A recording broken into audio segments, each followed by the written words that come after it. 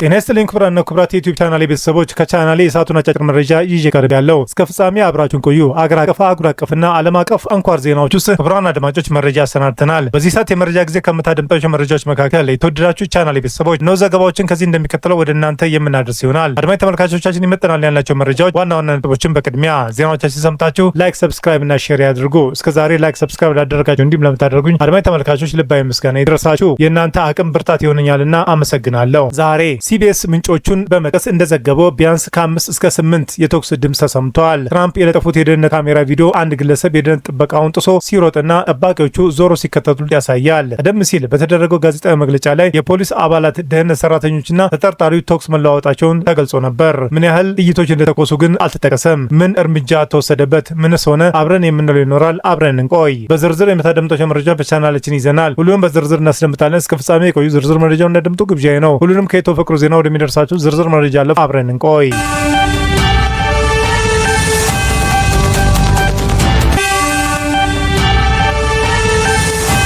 ትራምፕን ለመግደል ያቀደው ግለሰብ ማን ነው? ቅዳሜ ምሽት የዋይት ሃውስ ዘጋቢዎች የራት ግብዣ በተከናወነበት ሆቴል ውስጥም ተኩስ ከከፈተ በኋላ በቁጥጥር ስር የዋለው ግለሰብ ኮል ቶማስ አለን እንደሚባል የህግ አስከባሪ አካላት ገልጸዋል። የ31 ዓመቱ ተጠርጣሪ በሎስ አንጀለስ ካሊፎርኒያ የቶሮንስ ነዋሪ ነው። ዋሽንግተን በሚገኘው ሄልተን ሆቴል ውስጥም የደህንነት አባላት በቁጥጥር ስር ከዋሉት በኋላ በትራምፕ አስተዳደር ውስጥ ያለው ባለስልጣናትን ለማጥቃት እንደሚፈልግ ለህግ አስከባሪ አካላት መናገሩን የቢቢሲ የአሜሪካ የዜና አጋር ሲቢኤስ ሁለት ምንጮችን ጠቅሶ ዘግቧል። እሁድ ዕለት ከኤንቢሲ ሚት ዘ ፕሬስ ጋር ቆይታ ያደረገው የአሜሪካ ተጠባባቂ ጠቅላይ አቃቢ ህግ ቶድ ብላንች ተጠርጣሪውን ዓላማ በተመለከተ ምርመራ እየተደረገ መሆኑን ተናግረዋል። የመጀመሪያው የምርመራ ውጤቶቹ ግን ጥቃቱን ዶናልድ ትራምፕን ጨምሮ የአስተዳደሩን ባለስልጣናት ኢላማ እንዳደረገ ያመለክታሉ ብለዋል። ብላንች አክለውም መርማሪዎቹ ተጠርጣሪው መሳሪያውን በሆቴል ውስጥ እንደገጣጠመም የሚገልጽ ሪፖርቶችን እየተመለከቱ መሆኑን ተናግረዋል። ያንን ያህል ርቀት መጓዝ አልቻለም ብለዋል። ጥበቃውን እምብዛም አላለፈም ያሉት ብላንች የተጠርጣሪው ከሎስ አንጀለስ ወደ ቺካጎ ከዚያም ወደ ዋሽንግተን ዲሲ በባቡር መጓዙን ገልጸዋል። የዋሽንግተን ጊዜያዊ የፖሊስ አዛዥ ጄፍሪ ካሮል በበኩላቸው ተጠርጣሪው በጥይት ባይመታም ለምርመራ ወደ ሆስፒታል እንደተወሰደም ተናግረዋል። ተጠርጣሪው የጋዜጠኞችን እራት ግብዣ በተካሄደበት የዋሽንግተን ሄልተን ሆቴል እንግዳ እንደነበረም ገልጸዋል። ጠመንጃውን፣ የእጅ ሽጉጥና በርካታ ቢላዎችን እንደታጠቀም አክለዋል። አሁን ባለው መረጃ ብቸኛ ተዋናይም ብቸኛ ታጣቂ ሆኖ የተንቀሳቀሰ እንደሚመስል የፖሊስ አዛዦች ተናግረዋል። ትራምፕ በኋላ ላይ ከወገብ በላይ ራቁቱን የሆነ ግለሰብ መሪ ላይ ተኝቶ እጆቹን ከጀርባው በካቴና ታስሮ የሴክሬታሪ ሰርቪስ አባላት በዙሪያ ቆሞ የሚያሳይ ፎቶ ለጥፈዋል። እሁድ ዕለት ትራምፕ ለፎክስ ኒውስ በሰጠው ቃለ መጠይቅ ተጠርጣሪው ልብ ውስጥ ብዙ ጥላቻ ነበረው፣ ቤተሰቡም ችግር እንዳለበት ያውቅ ነበር ብለዋል። ተጠርጣሪው ማኒፌስቶ እንዳለውና አክራሪ ጸረ ክርስቲያን እንደሆነም ጠቁመዋል። የአሜሪካ መገናኛ ብዙሃን የ31 ዓመቱን አለን ጸረ ትራምፕ ፖለቲካዊ ሀሳቦችን በማህበራዊ ሚዲያ መለጠፉን የህግ አስከባሪ ምንጮች ጠቅሰው እየዘገቡ ነው። የቢቢሲ አጋር የሆነው ሲቢኤስ ኒውስ ከተጠርጣሪው ጋር የተያያዘ እንደሆነ የሚታመነውን ጽሑፍ ሰነድ አይቷል። ሌሎች የአሜሪካ መገናኛ ብዙሃንም በተመሳሳይ ሰነድ ተመስርተው ዘገባ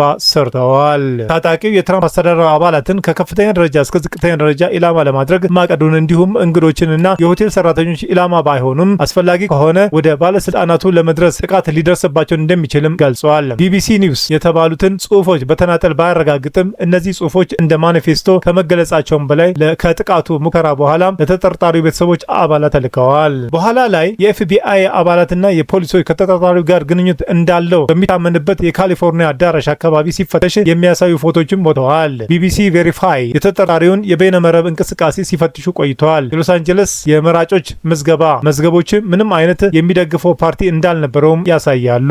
ቢቢሲ ቬሪፋይ በተመለከተ የፌዴራል የምርጫ ኮሚሽን ምዝገባ እንደሚያሳዩ እንደ አውሮፓውያን አቆጣጠር ጥቅምት 2024 አለን ለካማል ሃሪስ የፕሬዝዳንትነት ምርጫ ዘመቻ የገንዘብ ማሰባሰቢያ መድረክ $25 ለግሷል። አለን ራሱን ሜካኒካል መሐንዲስ፣ የጌም ዲቨሎፐር እና መምህር ሲል ሊንክድኢን ላይ ገልጸዋል። በመረጃው መሰረትም ትልቅ ስም ካለው ከካሊፎርኒያ የቴክኖሎጂ ተቋም ካልቴክ ሜካኒካል ኢንጂነሪንግ የተማረ ሲሆን በክርስቲያናዊ ህብረት ውስጥም ተሳትፏል። በ2025 በካሊፎርኒያ ስቴት ዩኒቨርሲቲ በኮምፒውተር ሳይንስ የማስተር ዲግሪውን አግኝቷል። የምረቃው ካባውን ለብሶ የተነሳው ፎቶ በሊንክድኢኑ ላይ በማጋራት ስኬቱን ገልጿል። በሆርዶም የሚባል ጌም አዘጋጅቶ ለቋል። ቢቢሲ ቬሪፋይ በዋሽንግተን ሄልተን ሆቴል በቁጥጥር ስር ከዋለበት ምስል ጋር የሚመሳሰል ፎቶዎችን አለን ፌስቡክ ላይ ለጥፏል። ፎቶዎቹ ገና በዓልና ለምርቃቱ ከቤተሰቡ ጋር ፈገግ ብሎ የተነሳቸው ናቸው። እንደ አውሮፓውያን አቆጣጠር ታህሳስ 2024 በሲቱ ኤጁኬሽንስ ለተባለና ለተማሪዎች ማጠናከሪያ ትምህርትና የኮሌጅ ፈተና ዝግጅት በሚሰጠው ተቋም የወር ምርጥ መምህር ተብሎ መሰየሙን የተቋሙ የፌስቡክ ልጥፍ ገልጿል። ከ2020 ጀምሮ የትርፍ ሰዓት መምህር ሆኖ በተቋሙ እያገለገለ እንደሚገኝ በሊንክዲኑ ላይ ተገልጿል። የዋሽንግተን ጠበቃ የሆኑት ጃኒን ፒሮ ተጠርጣሪው እንዳሉት በአመፅ ወንጀል ወቅት የጦር መሳሪያ በመጠቀምና አደገኛ መሳሪያ በመጠቀም የፌዴራል ፖሊስ ላይ ጥቃት በማድረስ 2 ክሶች ይመሰርቱበታል። በዚህም የፌዴራል ፍርድ ቤት በይፋ ክስ እንደሚመሰርትበትም ተናግረዋል። የመረጃ ምንጭ አስነብቧል።